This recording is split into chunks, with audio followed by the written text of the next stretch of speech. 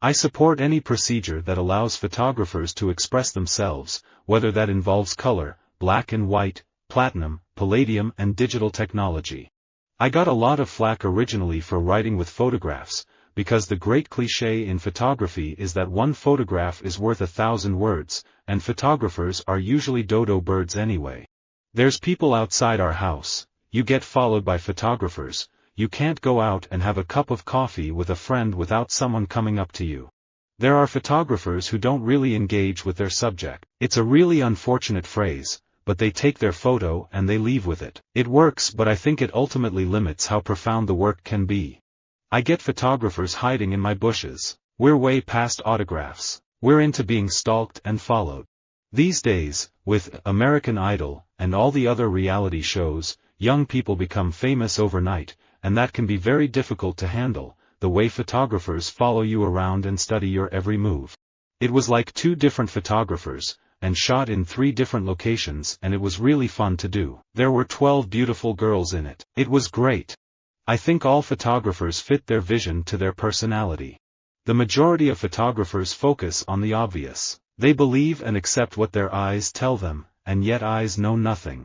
My height can be a problem. A lot of directors and photographers are sometimes not happy because I'm pretty tall, and especially if I work with short actors the difference can be pretty massive. I have always said that it is completely about the music, and I have never been interested in anything else. I think I've been able to maintain that. I'm a totally normal person, I don't get followed or have photographers waiting outside my door. So yes, I have a very ordinary life. My mountaineering skills are not important to my best photographs, but they do add a component to my work that is definitely a bit different than that of most photographers. It was my mom and I against the world. We lived in New York in this bohemian lifestyle where an extended group of artists and photographers were like my aunts and uncles. I went on a long trip through South America with Prince Charles where I was the only journalist there, a couple of photographers but no other writers. I had done a lot of rock and roll photography when I was in college. I was one of many photographers who worked for the Doors, Jefferson Airplane, and all of these rock and roll bands. We photographers deal in things which are continually vanishing, and when they have vanished there is no contrivance on earth can make them come back again. We cannot develop and print a memory. I want to try out for Playmate actually. I talked to one of the photographers about doing test shots. I think the greatest photographers are the amateur photographers who do it because they love it. Arnold Newman is a good example. He is a consummate professional, but he's also an amateur in the pure sense of the word. Being a celebrity, you always get really good seats to sporting events, but you never get as good seats as the photographers get. And I really love sports. So one of the scams I have going now is I want to learn sports photography so I can get better seats at a sporting event.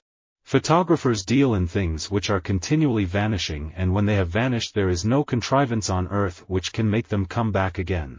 Now very often events are set up for photographers. The weddings are orchestrated about the photographers taking the picture, because if it hasn't been photographed it doesn't really exist. People think that it is important to learn by assisting the great photographers. I say that is a big mistake. Be happy, just learn from any little guy. Learn how to use the camera. You don't need anything else. You can't be taught the real skill anyway.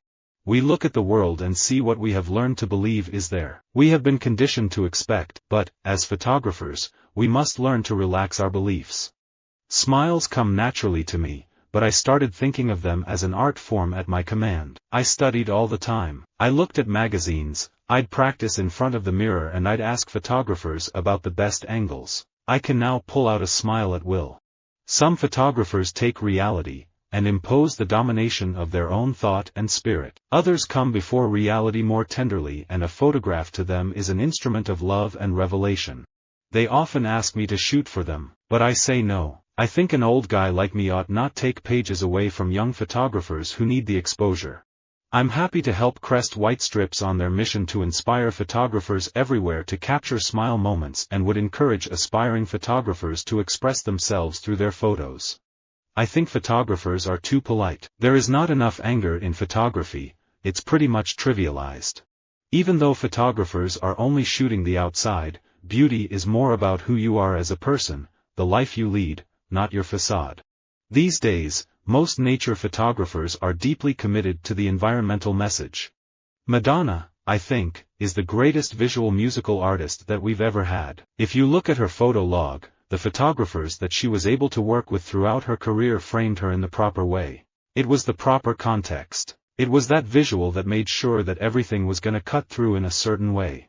I've learned to suck in my stomach when photographers are around. I used to read gossip magazines all the time, but I stopped when I started being written about in them and read incredible lies about myself. Ever since the 1860s, when photographers traveled the American West and brought photographs of scenic wonders back to the people on the east coast of America, we have had a North American tradition of landscape photography used for the environment. When I was young, I did actually model and was much photographed by famous photographers, but I was always a bookworm.